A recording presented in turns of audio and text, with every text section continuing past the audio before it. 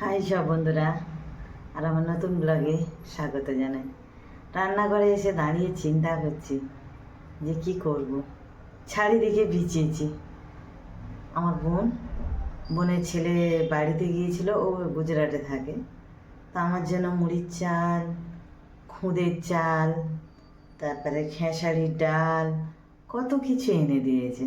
তা সেগুলো একটু ডালের বড়ি দেবো, তো একটু ডালের বড়িও দেবো। সেই জন্য এগুলো রান্নাঘরে দাঁড়িয়ে বলি এখন থাকতে একটুখানি ব্লগটা শুরু করি, কিছু তো দিতেই হবে, তাই না বন্ধুরা?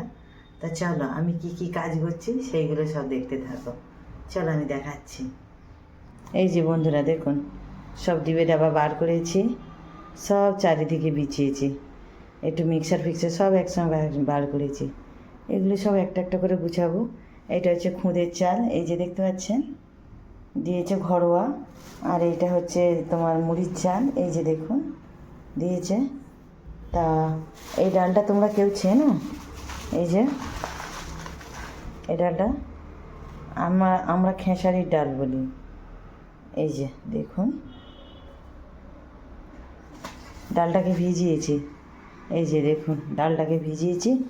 একটু বড়ি দেবো, এই ডালের বড়ি খেতে আমার খুব ভালো লাগে। তো চলো সব একটা একটা করে সব জিনিসগুলোকে তুলে নিই, সব ডিবে ডাবায় তোলার চেষ্টা করি। চলো ডিবেগুলো সব তোলা হয়ে গেছে। খেসারির ডাল, চাল, আমার বোন আবার ছোলা পাঠিয়েছে, যেন আমার ঘরে এখানে ছোলা পাওয়া যায় না। গুজরাটে সব রকমের জাতীয় কড়াই পাওয়া যায়। আর এই চলো সব ডিবে ডাবাগুলো একটা একটা করে এবার গুছিয়ে তুলে নিই। আর এবারে যখন যেটা মনে হবে একটা একটা করে বার করব, রান্না করব, তাই না বন্ধুরা? আর কি করব, দেখি কোথায় তোলা যায়। সবাই এইখানটা তোলা যাবে না, এখানে শুধু মশলা। এই খাঁচাটাতেই দেখি তোলার চেষ্টা করি। চলো রাখি, এর ভেতরেই চলে গেছে, থাক। চলো খেসারির ডাল, মুসুর ডাল বলে বলে অভ্যাস হয়ে গেছে। খেসারির ডাল আজ মনে হয় 20 বছর পরে চোখে দেখতে পাচ্ছি, সেই জন্য খালি মুসুর ডাল করছি। খেসারির ডাল চলো বাটা হয়ে গেছে, এবার একটু বড়ি দেবো। এই ডালটা এতে ঢেলে নিয়ে ফেটে নেবো। ডালটাকে খুব সুন্দর করে ফেটে নিয়েছি, আর ডালটা একদম হালকা হয়ে গেছে। আমার মা ঠাকুমারা তখন করে জানেন, এই ডালকে ফেটে জলে দিয়ে দেখতো, যদি ডালটা ভেসে ওঠে তাহলে জানবে ফাঁটাটা ঠিক হয়েছে। আর আমি আর করিনি, কেননা আমি বুঝতে পারছি আমার হয়ে গেছে ফাঁটা।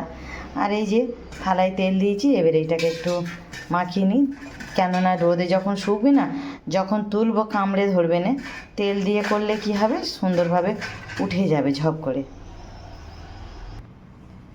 আমার মা ঠাকুমারা তখন দেখেছি ভোরবেলা উঠে ডাল শিলে বেটে, কলা পাতা কেটে, তেল দিয়ে ডাল ফেটে ভোর ভোর থাকতে তোমার ডাল দেওয়া হয়ে যাবে, বড়ি দেওয়া হয়ে যাবে।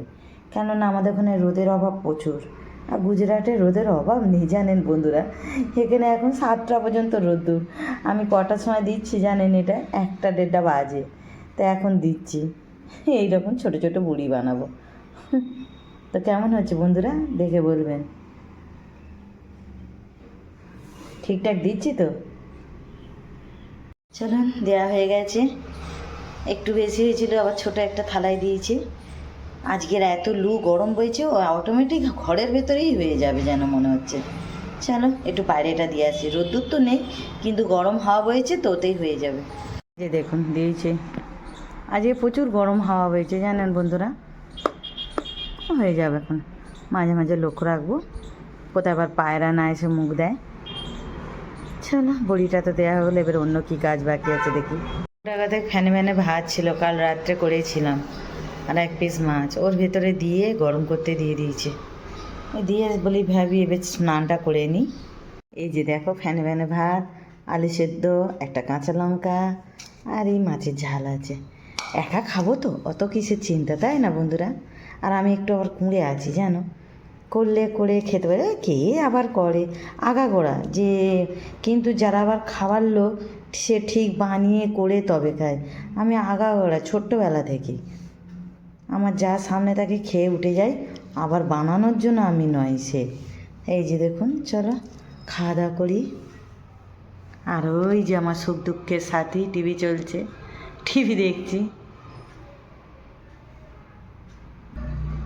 চলো খাওয়া দাওয়া করি, আবার রাত্রে দেখি কি রান্না করব, তখন দেখাবো।